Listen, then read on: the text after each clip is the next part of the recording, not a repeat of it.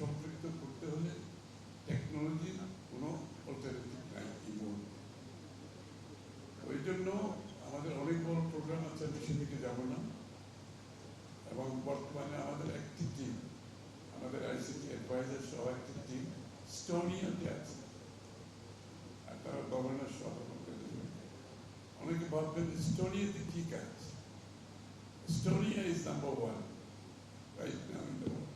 Amazing, অনেকে বিশ্বাস করবেন number one in the world.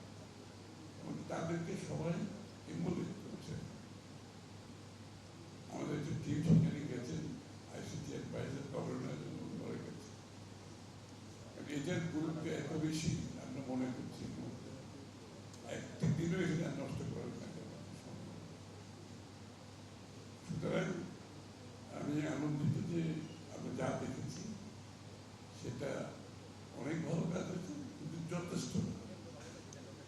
আমি বলব যথেষ্ট না, এটার ফার্দার ইমপ্রুভমেন্ট আমাদের করতে হবে এবং কাভারেজ অনেক বেশি। আমি বলছি ব্যাংকারকে জিজ্ঞেস করে আপনার সার্ভিস দিচ্ছেন, আপনাদের কত পার্সেন্টেজ, কতজন আপনাদের কাস্টমারের কত পার্সেন্টেজ এই সেবাটা দিচ্ছে। আমি মনে করি এখনো এই সেবা যারা নিতে যথেষ্ট।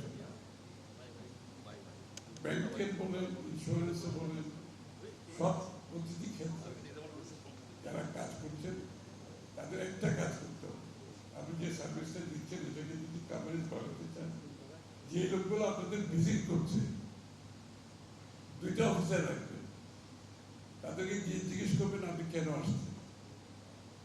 এই কাজটা তো আপনি বাড়িতে বসে করতে পারেন, কেন আসছেন?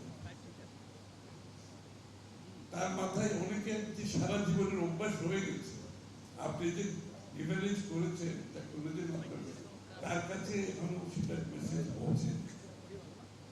সারা জীবনের অভ্যাস, আমারও তো সেই অভ্যাস, আমি সাধারণ মানুষের কথা কি বলছি।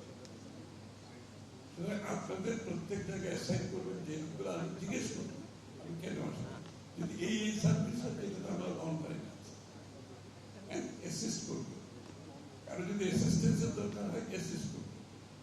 দরকার হলে 2-3 অফিসার ইয়ার মার্ক করে রাখবেন যে আপনাদের কাজ হচ্ছে এইটাকে কাভারেজ বাড়ানোর জন্য অ্যাসিস্ট করা।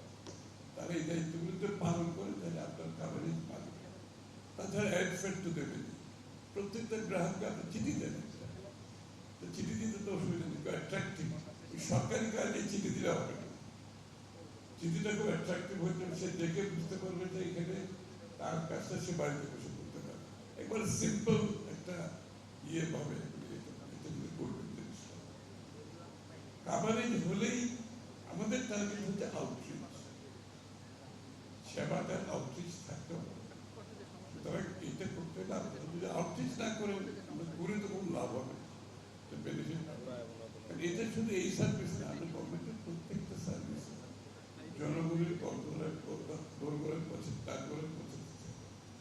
আমরা চাই না বাংলাদেশের জনগণ সে যেই হোক, তারা সরকারি অফিসে যায়, তারা ইন্স্যুরেন্স কোম্পানিতে যায়, তারা ব্যাংকে যায়, কিংবা কোনো প্রতিষ্ঠানে যায়।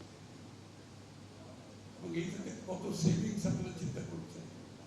রাস্তাঘাটে ট্রাফিকের উপর ইম্প্যাক্ট আছে, একটা মানুষের খরচ, আসা যাওয়ার খরচ, তার time, this is all important. প্রোডাক্টিভিটির জন্য আপনি একটা দেশের প্রোডাক্টিভিটি বাড়াতে গেলে একটা মানুষের তাকে যত বেশি কম সম্ভব তার এইসব সার্ভিস বাড়িতে বসে, রাস্তায় বসে, গাড়িতে বসে, রিক্সায় বসে সে যদি পেতে পারে, একটা দেশের কত মানুষের কত টাইম সেভিং, কত পয়সা সেভিং, তেল সেভিং, ট্রান্সপোর্ট, টাকা পয়সা সেভিং, এটা বিশাল ব্যাপার।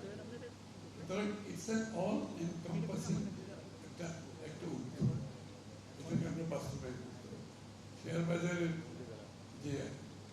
যে ভীষণভাবে যে দুর্নীতিগ্রস্ত ইন্স্যুরেন্সের ক্লেম পাচ্ছে, শেয়ার বাজারে যারা আছে তারা যারা এটাকে মিসইউজ করছে, প্রতিটি ক্ষেত্রে মিসইউজ করছে, এগুলোকে যদি চেক দিতে হয় আমাকে এটা ফুলি ইমপ্লিমেন্টেশন করতে হবে। আমি আবারও ধন্যবাদ জানাচ্ছি যে আজকের উদ্যোগটা ভালো ছিল, এটা অনেকের জন্য আই ওপেনার, এবং প্রেসের মাধ্যমে এটা যখন জনগণ দেখবে সেটা অনেকে বুঝতে পারবে।